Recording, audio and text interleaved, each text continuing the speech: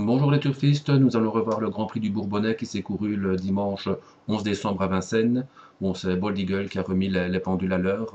Il avait dit dans la presse, Sébastien Garato, qu'ils allaient essayer de le courir caché. Il va avoir le meilleur parcours du monde en étant dans le dos de Lionel. Bon, ben, a priori, on part vers un match Bold-Lionel pour le Grand Prix d'Amérique. Voilà, dans les notes, j'ai bien aimé mon retrait voltigeur de Myrthe, il finit très vite. Princesse Griffe Ferrée, elle finit pas mal du tout, c'est encourageant. Et bah, Timoko, toujours là, le valeureux combattant. Bon, la course, il y a malheureusement un fait de course au départ, c'est la disqualification de la championne de Jean-Michel Bazir, Bélina Josselin. Ah, ça va être chaud maintenant pour se qualifier, hein. Et l'use des cartouches, c'est dommage pour elle.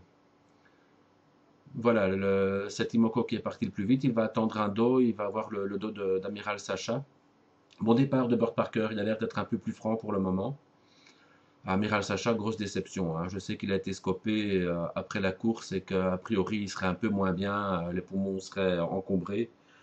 Euh, à voir, hein. Il doit rassurer en tout cas avant le Grand Prix d'Amérique.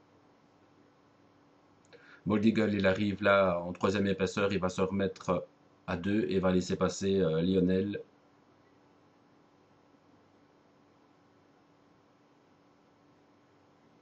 Mais il aura le meilleur dos possible, hein, puisque devant Lionel, il y aura Burt Parker.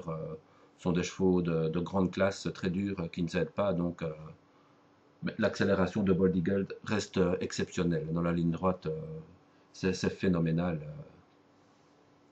Allez, malgré le petit couac du prix Marcel Laurent, pour moi, ça reste le meilleur cheval, probablement du monde et en tout cas d'Europe sûrement.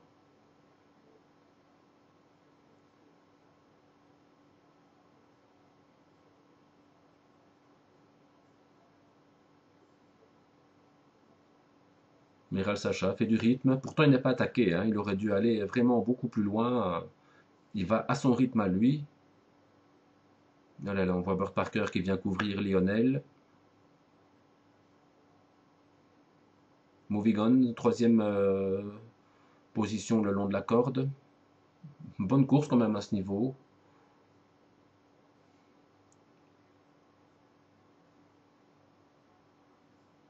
Bolorelov, il avait pas mal couru. Malheureusement, il a terminé dans des allures qui ont engendré sa disqualification de la cinquième place. Reste meilleur sur les courtes distances quand même. Voilà, ils sont dans la montée.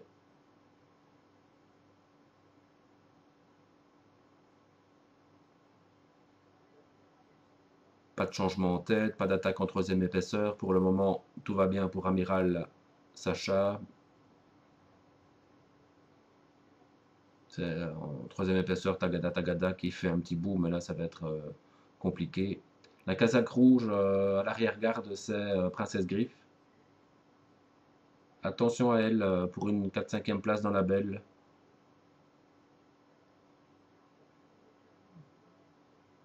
Voilà, la Lionel sort du dos de Burt Parker.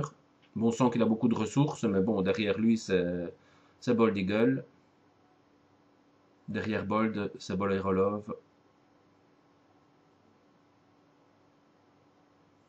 Voilà, l'entrée de la ligne droite. Et là, ben, l'éclair de classe, Bold Eagle qui dépose tout le monde.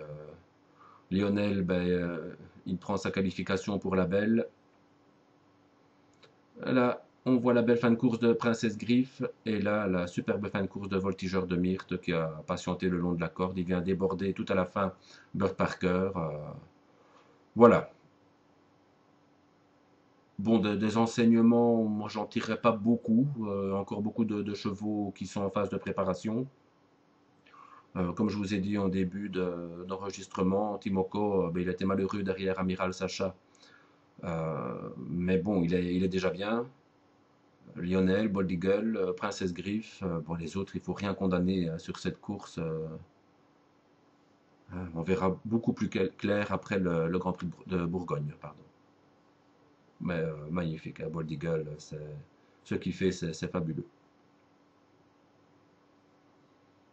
Voilà les turfistes, bon jeu à tout le monde, à très bientôt.